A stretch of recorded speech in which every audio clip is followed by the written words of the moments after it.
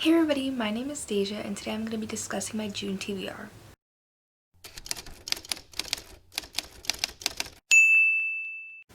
This should be the first video going up on my channel, but before I get into everything, I want to discuss everything that's going on in the world with the Black Lives Matter movement and the systematic racism that's affecting my community. Obviously, the Black Lives Matter movement has been going on for a couple years now, and it's always been known that there is racism within America in general and even worldwide. And this is a very sensitive subject for me. I get very emotional talking about it because it personally affects me and my family. I will also have below a whole bunch of resources. There's a Google Doc that's huge with a whole bunch of petitions. I've signed like 70 petitions yesterday from that one Google Doc. So I'll make sure to link that. There's places to donate. Mayana from Mayana Reads, she created a whole playlist of Black booktubers, so I'm going to make sure I link that down below. And I'm hoping to also link like TV shows, documentaries, books to read, podcasts, and everything down below to help educate yourself. So in June, I plan to read a lot of books. The first thing I want to talk about is the books that I'm carrying over from May that I want to read in June. So the first book that I'm carrying over from May the first novel I'm carrying over from May is The Lovely War, which is a World War I novel that follows two different love stories that eventually come together, and is told by Aphrodite and a couple other gods like Hades, Ares. But the story's not really about them, they're just kind of narrating it, and I'm really enjoying it so far. I'm about 70% of the way through the audiobook. I should be able to finish it within the first couple days of the month. The next book I started is The Toll by Neal Shusterman. This is the third book in the Scythe trilogy by Neal Shusterman, and I was listening to this on audiobook, and I put it down for another readathon a couple months ago, and I would say I'm about 35% in, but I'm not exactly sure. If you don't know what Scythe is about, it's about this world where as humans we've conquered everything that could kill us. We've conquered disease, and even when someone dies because of falling off something, they're just pronounced deadish and they can get revived. And so the only way that you can die in this world is if you're gleaned or killed by a scythe, and they have to kill people to keep the population under control. So we follow two different scythe apprentices throughout this series and the political intrigue of the scythedom. So the first readathon that I'm participating in is the Make Your Mythic readathon, hosted by Ashley and Charlotte, and I'm gonna make sure to link everything down below. I am going to be crossing over from my path. I'm going to be starting out as a royal spy and then switching over to an assassin, and I'll make sure to put the graphic up here so you guys know what prompts I'm talking about. And if you're confused by what I'm saying, just make sure to go click on the link down below and watch the full video, because it is quite a complex readathon, which I really like about it. So there's 4 reading prompts for any path that you decide to take. There's 4 prompts, and you cannot double up on challenges since there's only 4 challenges for the whole month. And as I said, I'm going to be a royal spy crossing over to an assassin. After you finish your main path, you can try and do some of the challenges for some of the other paths to get like extra abilities for your character. And so I might be doing that with the rest of the books that I have on my TBR, but I'm not 100% sure. And I believe you have to read the books in the order that the prompts are. So the first challenge is to read a book that you've heard good things about, and for that I'm going to go with The Good Girl's Guide to Murder by Holly Jackson. I've heard good things about this from a whole bunch of people, and I know Molly from Mind of Molly gave this 5 stars, and I just started it last night because the day that I'm filming this is the 2nd, and I'm about 69 pages in, and I'm really loving it so far. I think it's amazing. So this book is about a girl who investigates a murder that happened in her town for her senior project, and the circumstances around the death are quite mysterious because the person that is believed to be the suspect killed themselves before they even could get investigated, and they never found the body of the victim, so it isn't really known who actually did it. So with the help of the brother of the supposed killer, she's investigating, and this book also has like logs for her project. It has like interviews in a mixed third and first person, which is quite interesting, and I'm really enjoying it so far,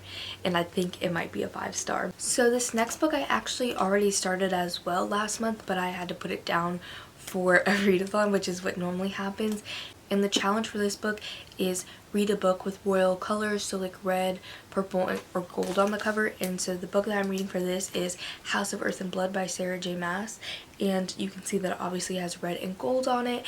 And I'm about 43 pages into this hunker of a book, so hopefully I'll be able to finish this month, because I've read a good bit of Sarah J Maas's books, not as much as some people, but I'd say I've read over half of her books, and this one seems really interesting. It's her first adult novel, and it has to do with this girl who is trying to figure out who is the culprit behind a series of murders. Then she does it with the help of this guy who's a fallen angel, I believe, and I'm not really sure about the plot of this one yet, and I know that there's a lot of spoilers relating to the plot, so I'm not going to read the inside flap, but I'm super excited to read this book. So the next challenge is to read a secret book, so a book that you don't tell people that you're reading until you're done. And so obviously I cannot tell you what that secret book is going to be, and this is the prompt that allows me to cross over to being an assassin. For the secret book, this is also going to be part of hopefully a secret TBR that I'm going to be doing this month, and I'm really hoping that I can finish it before the end of the month, as well as read all of my other books. So the last prompt that I have is to read a quick book, and for that I'm going to go with The Romance Book Club by Lisa K. Adams. I've heard good things about this book, and it's a romance, and it's only like a little over 300 pages, like 340 pages, and I read through romance really quickly. And so this is about this baseball player who is having troubles in his marriage, so he joins this secret book club of other professional athletes who read romance novels to try and help woo their wives back over, and to try and learn things that would help progress their marriage and make it not so difficult. And I've heard really good things about this, and this is actually my first book on my TBR for Romanceathon, which is happening June 22nd to the 28th, and it's hosted by Jacqueline from Weeby Bookin and Gabby from Gabby Reads. So in the Romanceathon, this is going to count for the challenge read a new to you romance author, and I've never read a Lisa K. Adams before, and I'm really excited to get to this book. The next challenge is to read a romance novel published in 2020, and for that I'm gonna read the buddy read, which is If I Never Met You, and I have no clue what this book is about, because the only reason I'm putting it on here is because it's a buddy read.